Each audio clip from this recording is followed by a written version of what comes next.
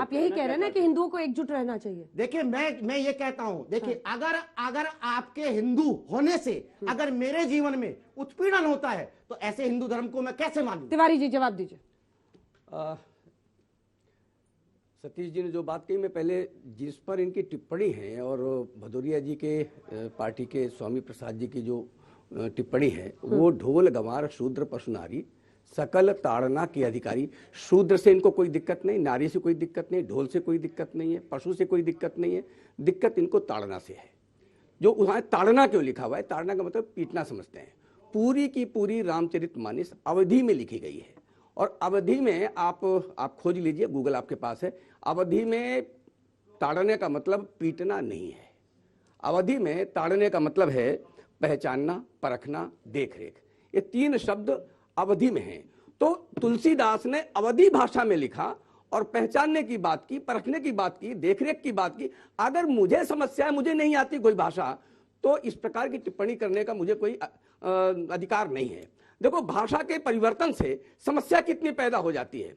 आप फूल जानते, फूल हिंदी में फूल, अगर हिंदी में फूल हमें पता है और अंग्रेजी वाला फूल भी हिंदी के साथ मिला देंगे तो क्या होगा?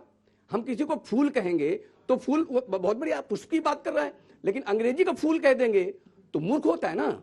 एक मठरी, हम जब किसी दुकान में जाते हैं, मठरी तो एक कचौड़ी होती थोड़ी नमकीन जैसी, और अगर वही मठरी की बात आप मंडी जिला हिमाचल के किसी दुकान में मांग लेंगे तो वो जूते मार के निकाल देंगे, क्योंकि उसको बेटी का, लड़की का मतलब होता है। यानी भाषा परिवर्तन अगर हमें ज्ञान नहीं है तो बहुत बड़ी बड़ी बातें नहीं करनी चाहिए। दो तीन बातें और अंजना, बस हम शूद्र की बात कर रहे हैं। हमारे यहाँ भगवान श्री राम की पत्नी माता सीता का अपहरण किया महापंडित रावण ने। भगवान राम ने क्या हाल किया उसका? उसकी हत्या की ना।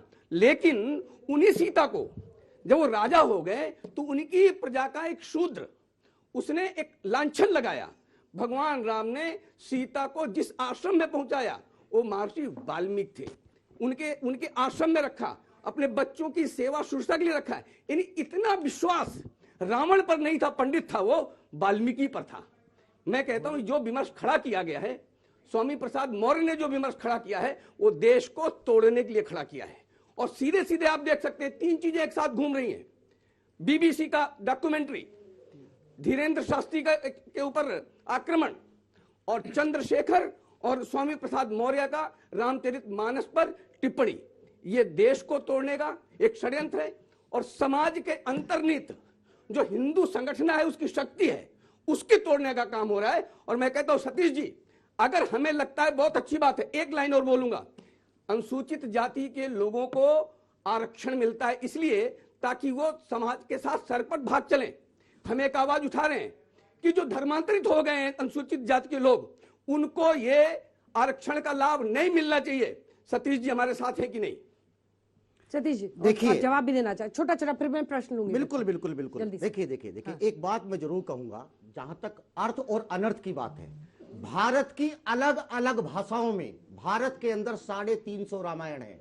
अगर तुलसीदास जी की रामायण यहां है तो दक्षिण में कहीं ना कहीं पेरियार की रामायण भी है। अगर आप पेरियार की रामायण पढ़ के देखिए, मैं किसी विवाद को जन्म नहीं देना चाहता। मेरा कहना यह है कि धर्म परिवर्तन अगर हुआ है, अगर आपको लगता है कि तुलसीदास जी की ये लाइनें ठीक है, तो सरकार, संसद, संविधान से बड़ी कोई व्यवस्था नहीं है, संसद के अंदर जाकर के चर्चा कराए। एक बात मैं और कहूंगा, आपने जातीय जनगणना की बात करी, जाति से आपको दिक्कत नहीं है, लेकिन जाति की जनगणना हो जाएगी, इससे आपको दिक्कत है। दिक्कत आपको इससे नहीं है, दिक्कत आपको यह है कि मंडल और कमंडल, समय यह बताएगा कि मंडल कमंडल के ऊपर भारी पड़ेगा या कमंडल मंडल के ऊपर। लेकिन एक बात मैं दावे के साथ कह सकता हूं कि अगर भारत में जातीय जनगणना के आंकड़े आए तो कहीं ना कहीं हिस्सेदारी की बातें होंगी, निश्चित रूप से। मेरे प्रश्न का उत्तर सतीश जी नहीं दे रहे, मेरे प्रश्न का उत्तर नहीं दे रहे हैं जी।